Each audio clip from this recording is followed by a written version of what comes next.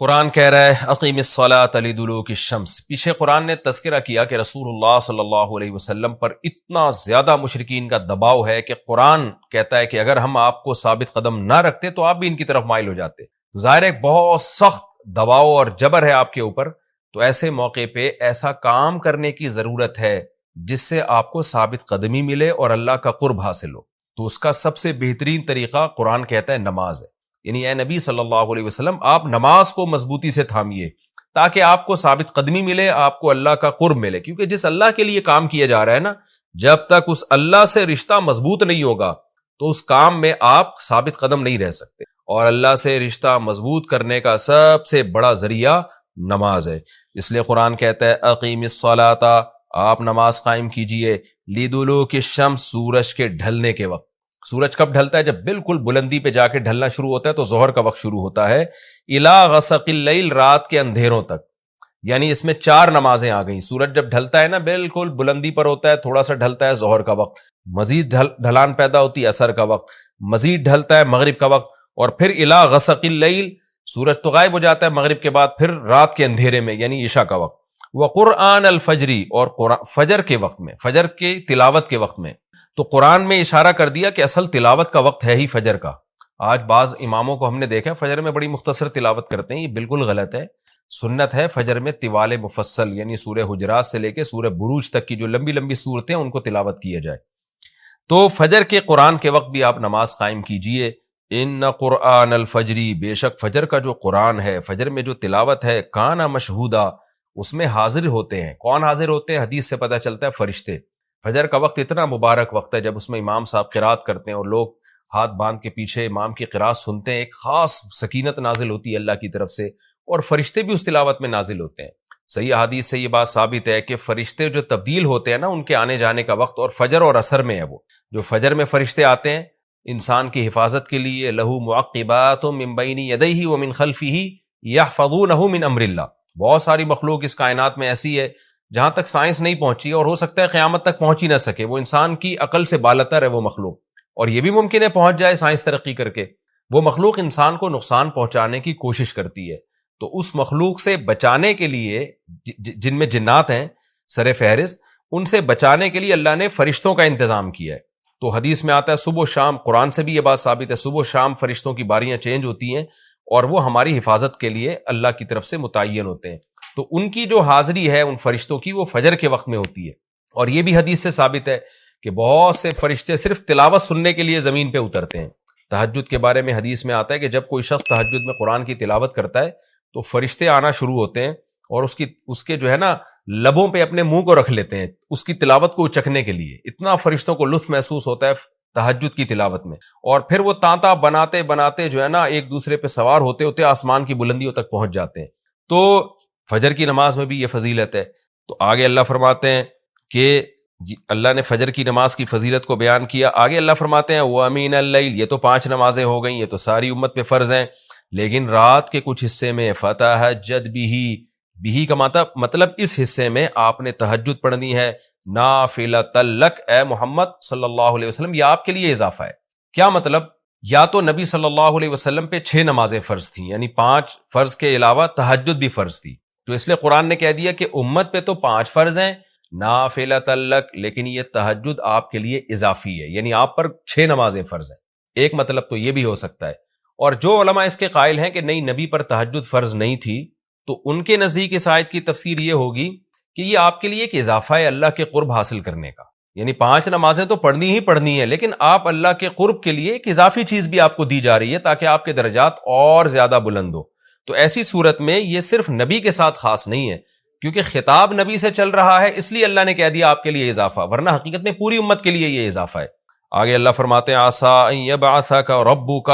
امید ہے کہ آپ کو آپ کا رب پہنچا دے مقام محمود تک۔ یہ مقام محمود کیا ہے؟ شفاعت کبریٰ، یعنی تمام پیغمبر نبی کے پاس آئیں گے کہ آپ سفارش سے آغاز کریں، یعنی سفارش کا آغاز آپ سے ہوگا، پھر آپ صلی اللہ علیہ وسلم سفارش کریں گے۔ تو یہ ایک سب سے اونچا مقام ہے جو اللہ قیامت کے دن رسول اللہ صلی اللہ علیہ وسلم کو دے گا، اور جس سے آپ کی تمام پیغمبروں پر فضیلت ثابت ہو جائے گی کہ جب تک آپ کی طرف سے شفاعت کی ابتدا نہیں ہوگی کوئی اور پیغمبر سفارش نہیں کریں گے۔ تو اللہ نبی صلی اللہ علیہ وسلم کو تسلیاں دے رہا ہے کہ یہ مشرکین کا جو آپ کے اوپر بے پناہ دباؤ ہے، جبر ہے،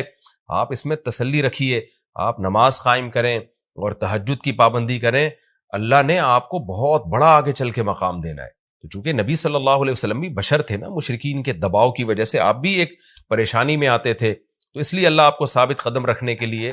آپ صلی اللہ علیہ وسلم کو یہ خوشخبریاں سنا رہا ہے کہ آپ نے اپنا اس عمل کو فوکس کرنا ہے، نماز اور تہجد کو، تاکہ آپ کا اللہ سے قرب رہے، اور اللہ آپ کو خوشخبری دے رہا ہے کہ امید ہے آپ کا رب آپ کو بہت بڑے مقام تک پہنچا دے۔ رہا مسئلہ مشرکین کی دھمکیوں کا کہ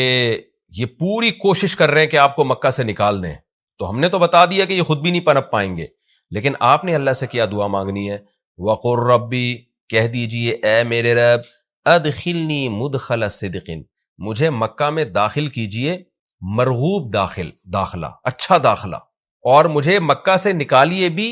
اچھے طریقے سے، یعنی اچھا نکلنا ہو میرا، ایسا نکلنا جس کے نتائج اچھے ہوں۔ اس میں اشارہ ہے کہ آپ صلی اللہ علیہ وسلم کو مکہ سے نکالنے پر مجبور کیا جائے گا، اور ایک وقت آئے گا کہ آپ مکہ سے نکلیں گے۔ تو اللہ اپنے حبیب صلی اللہ علیہ وسلم کو پہلے سے دعا سکھا رہے ہیں کہ آپ اللہ سے دعا مانگیں، اللہ جب میں نکلوں تو میرا داخلہ بھی اچھے طریقے سے ہو اور میرا نکلنا بھی اچھے طریقے سے ہو، یعنی پسندیدہ نکلنا ہو۔ سوال پیدا ہوتا ہے، نکلنے کا عمل تو پہلے ہے اور مکہ میں داخلے کا عمل بعد میں، تو نکلنے کا تذکرہ پہلے ہونا چاہیے کہ اللہ مکہ سے مجھے اچھی طریقے سے نکال، اور مکہ میں مجھے داخل بھی اچھے طریقے سے کرنا، تو داخلے کا تذکرہ پہلے کیوں؟ تو اس میں بلاغت کا ایک نقطہ ہے کہ پیغمبر کا بنیادی مقصد وہ ہدف ہے جو پیغمبر دنیا میں لے کے آئے ہیں، تو اس کی آغاز تو مکہ سے کرنا ہے جس میں آپ کو بھیجا گیا، جو ابراہیم علیہ السلام کا شہر ہے، جہاں بیت اللہ ہے، اسلام کا مرکز تو اس جگہ سے بننا ہے، تو اس جگہ سے اگر نکالنا ہی مقصد ہے تو یہ جگہ تو رہ گئی نا پھر، جو ابراہیم علیہ السلام کا مرکز اور ابراہیم علیہ السلام کی دعائیں تھیں، تو اس لیے اصل مقصد تو یہ کہ مکہ میں داخل میں اچھے طریقے سے ہوں، جو پیغمبر کا مقصد تھا دنیا میں آنے کا، مکہ فتح کر کے داخل ہوں، یہاں مجھے غلبہ ملے، اور یہاں میرا جب داخلہ ہو تو ایسا داخلہ جس کو میں پسند کروں۔ یہ جو ابھی میں مکہ میں کہیں سفر سے جا کے واپس آتا ہوں، یہ داخلہ وہ داخلہ نہیں ہے جو میں چاہتا ہوں۔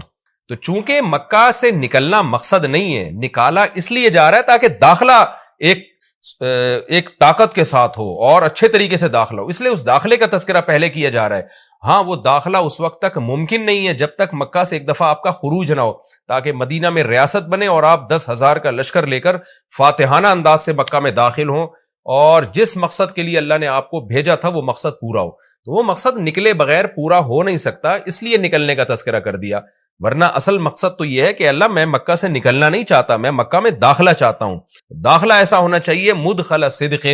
سچا مرغوب داخلہ ہونا چاہیے۔ چنانچہ اللہ نے آپ کی دعا قبول کی، اور جب نبی مکہ میں داخل ہوئے نکلنے کے بعد، تو کیسا بہترین آپ نے کا داخلہ ہوا کہ 10,000 کا لشکر لے کر آپ گئے، اور مشرکین مکہ آپ سے معافی کی بھیک مانگ رہے تھے۔ تو یہ مکی آیتیں اس وقت تو ظلم کے پہاڑ توڑے جا رہے تھے، لیکن پیغمبر سے اس طرح کی دعائیں کروائی جا رہی تھیں، وَأَخْرِجْنِي مُخْرَجَ صِدْقٍ، اور اللہ مرغوب نکلنا ہو، یعنی جب میں نکلوں تو بھی میرا اچھا ٹھکانہ ہو۔ چنانچہ آپ کا نکلنا بھی بڑا اچھا ہوا کہ پورا مدینہ آپ کے استقبال میں کھڑا ہوا تھا، اور طلع البدر علینا من ثنیۃ الوداع،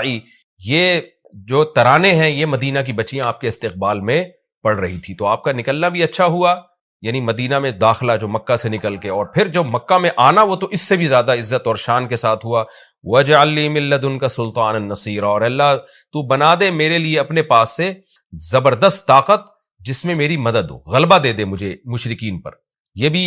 مستقبل کی دعا ہے جو ان حالات میں نبی سے منگوائی جا رہی ہے، اور اللہ نے آپ کی ساری دعاؤں کو قبول کیا، سلطان نصیر بھی دے دیا آپ کو، غلبہ بھی دے دیا مکہ پہ، ایسا غلبہ جس میں اللہ کی مدد تھی، اور وہ کمزور غلبہ نہیں تھا، طاقتور غلبے کو سلطان کہا جاتا ہے۔ اور مدینہ میں جانا بھی آپ کا پسندیدہ ہوا، اور مکہ میں آنا بھی آپ کا پسندیدہ ہوا۔ اور اے نبی آپ یہ بھی کہہ دیجئے جاء الحق،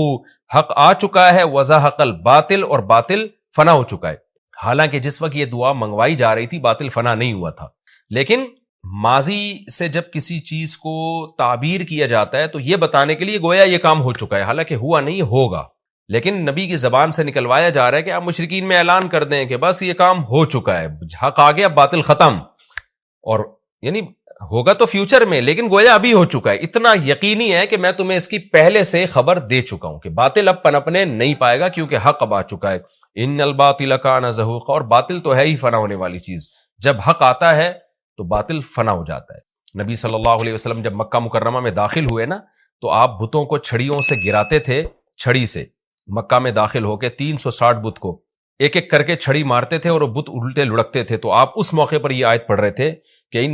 جاء الحق وزهق الباطل ان الباطل کان زہوقا۔ کیا کیفیات بنتی ہوں گی صحابہ کی اور پیغمبر کی اس وقت کہ جو خوشخبری ان کو 13 سال پہلے دی گئی تھی، کئی سال پہلے دی گئی تھی اور یقینی دی گئی تھی کہ یہ ہو چکا، تو اللہ نے اپنی آنکھوں سے دکھا دیا کہ کیسے بتوں کو بیت اللہ سے نکالا جا رہا ہے اور اللہ کے گھر کو کیسے شرک سے پاک کیا جا رہا ہے۔ وَنُنَزِّلُ مِنَ الْقُرْآنِ مَا هُوَ شِفَاءٌ وَرَحْمَةٌ لِّلْمُؤْمِنِينَ، اور قرآن کہہ رہے ہیں ہم قرآن نازل کرتے ہیں جس میں مومنین کے لیے شفا ہے، یعنی اے نبی آپ کی تسلی کے لیے اور بھی ہم بتائیں آپ کو کہ ہم یہ جو آیتیں نازل کر رہے ہیں نا اس میں مومنین کو بھی شفا مل رہی ہے، ان کی اصلاح ہو رہی ہے شرک سے اور برے عقیدوں سے، اور مسلمانوں کے لیے یہ رحمت ہے، ان کو تسلیاں بھی مل رہی ہیں۔ وَلَا يَزِيدُ الظَّالِمِينَ إِلَّا خَسَارًا، اور ظالمین کے خسارے میں اضافہ ہو رہا ہے کیونکہ ظالمین اس پر عمل نہیں کر رہے، حجت تمام ہو رہی ہے۔ وَإِذَا نَمْنَا عَلَى الْإِنسَانِ أَعْرَضَ وَنَأَىٰ بِجَانِبِهِ، قرآن کہتے ہیں ہم جب انسان پر احسان کرتے ہیں تو وہ اعراض کرتا ہے اور اپنے پہلو کو ہٹا دیتا ہے، نعمت ملنے کے بعد بجائے اللہ کے قریب ہونے کے اللہ سے دور ہوتا ہے۔ وَإِذَا مَسَّهُ الشَّرُّ، اور جب انسان کو کوئی مصیبت پہنچتی ہے کَانَ یئوسا، تو مایوس ہونے لگتا ہے، یعنی انسان کے بارے میں شکایت کی جا رہی ہے کہ اس کا اللہ پر ایمان نہیں ہے۔ پیغمبر کا مقصد ہے اللہ سے جوڑنا، تو یہ جو مشرکین ہیں جو اللہ کو نہیں مانتے، یہ خوشیوں میں بھی اللہ کو بھولتے ہیں اور غم میں بھی اللہ کو بھولتے ہیں، اسباب کو دیکھتے ہیں۔ لہٰذا جب اسباب کو آپ دیکھتے ہو اور پریشانی آتی ہے تو اسباب بتا رہے ہوتے ہیں پریشانی دور نہیں ہو سکتی، تو مایوس ہونے لگتے ہیں، ڈپریشن میں جاتے ہیں، اور جب خوشی آتی ہے تو اپنا کمال سمجھتے ہیں لہذا اترانے لگتے ہیں اور خدا سے دور ہو جاتے ہیں۔ تو اے نبی ان سے کہہ دیجئے کل یعمل علی شاکلتی، ہر شخص اپنی نیچر کے مطابق عمل کر رہا ہے۔ اچھے لوگ کیا کرتے ہیں کہ جب انہیں خوشی ملتی ہے تو شکر ادا کرتے ہیں، اور غم آتا ہے تو مایوس نہیں ہوتے، ان کو پتہ ہے غم اللہ دور کر سکتا ہے۔ فَرَبُّكُمْ أَعْلَمُ، تمہارا رب خوب جانتا ہے بِمَنْ هُوَ أَهْدَىٰ سَبِيلًا، کون ان دونوں فریقوں میں سیدھے راستے پر چل رہا ہے، جو غموں میں مایوس ہو اور خوشیوں میں اترانے لگے خدا سے دور ہو جائے، وہ گمراہی والے راستے پر ہے، اور جو خوشیوں میں اللہ کے قریب آئے شکر ادا کرے اور غموں میں بھی اللہ کے قریب آئے کہ غم کو اللہ ہی دور کر سکتا ہے، مایوس نہ ہو، یہ سیدھے راستے پر ہے۔ اللہ خوب جانتا ہے کون سیدھے راستے پر ہے، یعنی اس میں اللہ نے اشارہ دے دیا کہ یہ لوگ سیدھے راستے پر ہے، تو ہمیں ایسا بننا چاہیے۔